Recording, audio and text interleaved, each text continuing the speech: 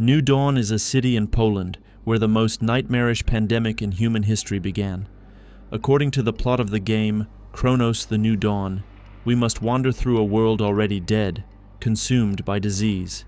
Yet, due to the unusual way the story is told and the constant time travel, it becomes difficult to understand exactly when and how everything unfolded. The fragments of information become jumbled together, never forming a clear and coherent picture. But I decided to gather all the information available in the game, structure it by dates, and tell you in strict chronological order everything that is known about the terrifying events that took place before the game even begins, to make you feel what the long days of humanity's death were like. And believe me, the chronicle of New Dawn's downfall is one of the darkest, saddest, and most suffocating things I have ever read, and I have read a lot of such things. I welcome you in Save Room Archives, and before we begin, I'll just ask you to leave a like and subscribe if you haven't already. It will really help in promoting this video. So, let us begin at the very start. 1949. Construction of the first municipal buildings of the new city of the future begins. The brightest minds of the nation gathered here to raise a radiant symbol of socialism's triumph. At the very heart of this city of the future rose the largest industrial complex in the country, the metallurgical plant New Dawn. It embodied both human ambition and collective effort. The steelworks soon became the pride of the Polish nation. The builders of this colossal project labored with unmatched zeal, creating a unique system of leadership that became an inspiration for all. These pioneers of labor, driven by purpose and extraordinary skill, became living embodiments of the socialist man, devoted to the cause, mighty in spirit, unwavering in loyalty to the collective. Modern homes were built, attracting bold young men and women from every corner of Poland. These pioneers came not only to build, but to create a new life in a society designed to meet every need of its citizens. New Dawn became more than just a city. It was a shining beacon of hope, where families could flourish and raise children in the true spirit of socialism. 1954. Newspaper excerpt. Just days after the wife of Joseph K. reported her husband missing, his body was found in the basement of his home.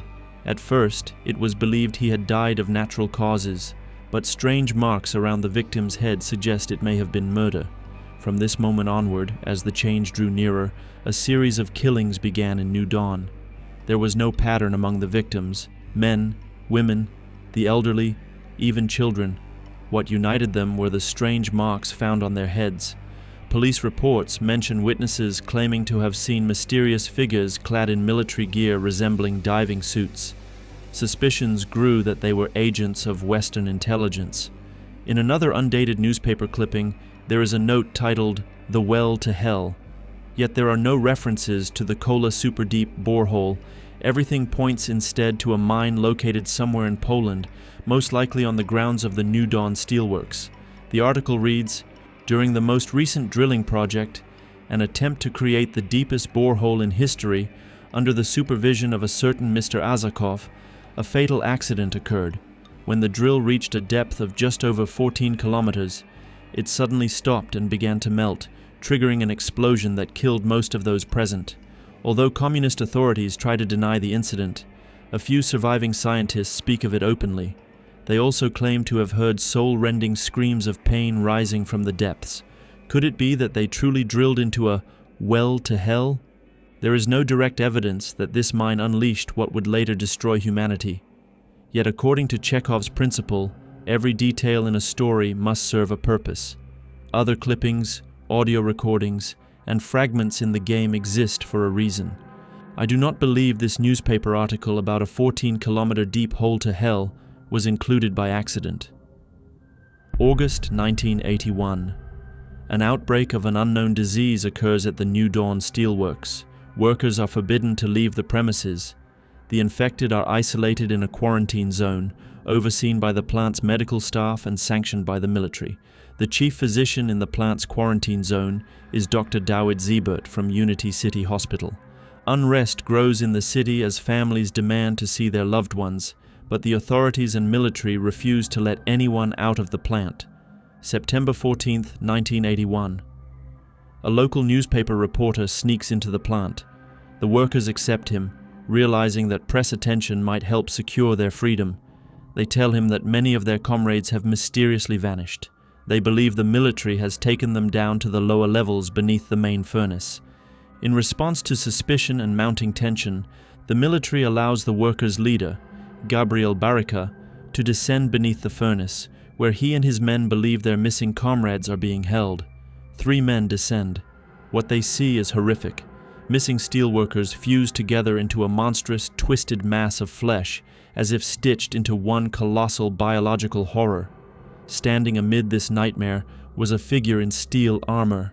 The figure spoke, saying only, "Bring her to me." The military captures this stranger and locks him in a cage. They cannot communicate with him, nor can they remove his armor. The figure shows no fear, no reaction to visual or auditory stimuli, no aggression. He insists on speaking only with one person, Dr. Weronika Kaminska of Unity Hospital. Gabriel Barrica, traumatized by what he saw beneath the furnace and by his encounter with the armored stranger, falls into near madness. Even under torture, the military cannot extract a coherent explanation from him. At Dr. Ziebert's request, he is transferred to Unity Hospital.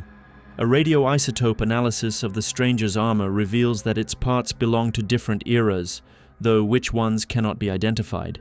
Attempts to replicate the equipment lead to technologies that seem to break the laws of physics, though they operate on simple electricity. October 12, 1981. Quarantine intensifies. Military forces encircle the plant with troops and heavy equipment. Workers are forbidden to leave their quarters. Rumors spread that something terrible was discovered below, perhaps the source of the infection that isolated the plant. It is said that Barrica and his men descended beneath the furnace, saw something unspeakable, and then Barrica vanished. The military begins Project Seraphim. All workers are herded into the quarantine zone. Officials announce that the infection has reached a critical level. With Moscow's approval, Dr. Kaminska is brought to the plant to establish contact with the armored stranger. At this stage, mention arises of another catastrophic undertaking, Project Twins. An unknown officer writes in his orders regarding the armored guest, "This thing is dangerous. It's a ticking time bomb. It's a monster. We cannot allow a repeat of the fate of Project Twins." This letter suggests that what is happening at the plant is not some ancient disease unleashed from a borehole, but rather the result of military experiments with biological weapons or genetic engineering. And it is not their first attempt. Communication with the stranger, who calls himself the pioneer, proves difficult. His speech is broken, his thoughts fragmented. He mutters about a calling but cannot articulate its purpose. Is it to save humanity? To destroy it? He himself seems unsure. November 24th, 1981. Schools close. Students are transferred to home learning. Travel in and out of New Dawn is forbidden. The entire city is placed under quarantine. On the railways, generators are shut down. Workers and their families are not allowed to leave the city. High-ranking party members attempt to flee, but mobs attack them, preventing their escape. During one such incident, Minister Dobrucki is killed while trying to abscond with money and valuables. Trains no longer pass the steelworks. Rumors spread that the quarantine now covers the entire city. Food and medicine shortages begin. International Red Cross aid is refused. More and more citizens show symptoms of the first stage of infection: fever, chills, fainting, loss of appetite, numbness of the limbs, auditory hallucinations, sudden vision deterioration. Dr. David Ziebert admits all those suffering to Unity Hospital. Ziebert and his colleagues study the disease. Even isolated patients undergo transformations. Survivors of the early stages fuse together, forming metabiotes, living organisms composed of multiple beings. Skin growths secrete a substance acting as biological glue. Doctors have never seen anything like it. The illness defies classification. Early analyses suggested it was viral, but its behavior contradicts every standard. They cannot determine how it spreads, how it mutates. It is as though it comes from a world governed by different biological laws, or perhaps it was brought from there. Suspicion falls on the pioneer, but Siebert's samples reveal no trace of infection in him. Supplies to Unity Hospital are cut off. The church opens its doors to all. Believers, seeing what unfolds, proclaim the apocalypse near. There is no evidence of infection within the church. At Siebert's request, Father Wojciech sneaks into the steelworks to hear workers' confessions. In secret, he smuggles the pioneer out, hiding him within the church. In doing so, Wojciech himself becomes infected. December 10th. Diary of a schoolboy. Some men came with trucks to the playground. Now there are piles of sacks filled with something that looks like sand. December 20th. My father fell ill. Workers of the plant issue demands: restore telephone communication. Allow all workers to contact their families at any time. Release Gabriel Barica. Reinstate him as shift leader. Keep workers constantly informed of their comrades' conditions. December 21st, 1981. Workers believe Gabriel Barica was killed by soldiers. They blame the military for the infection. An uprising begins at the steelworks. The situation spirals out of control when metamorphosed humans emerge from beneath the plant. Colonel Sebastian Zick orders his troops to open fire. The steelworks is overrun with mutants. Surviving soldiers attempt to retreat, but are executed by newly arrived units whose goal is total extermination of infected workers, rebelling civilians, and even loyal soldiers. The dead pile up so quickly that fuel for cremation runs out, as does fuel for bulldozers digging mass graves. Soon, even manual digging ceases.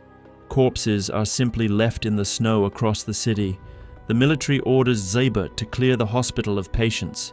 He refuses, instead asking head nurse Magda Grünberg to move as many as possible into the hospital's basement, the safest place he can think of.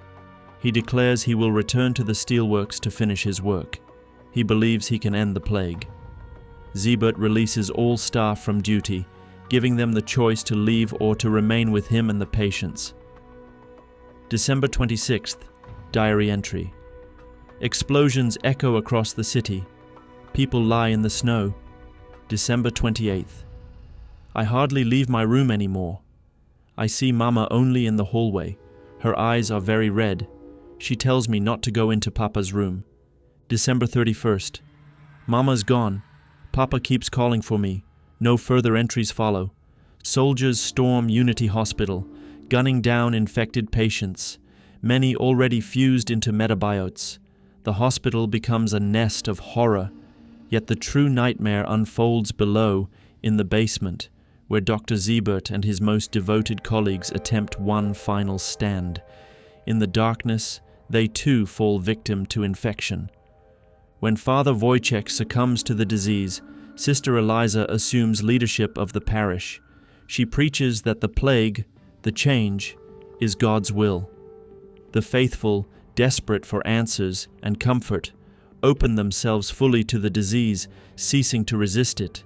This surrender fuses them into a vast meta-organism that, for reasons unknown, retains fragments of mind and even the ability to speak. Radio signals from the city grow rarer. Food, water, and fuel in New Dawn are exhausted. No answer ever comes.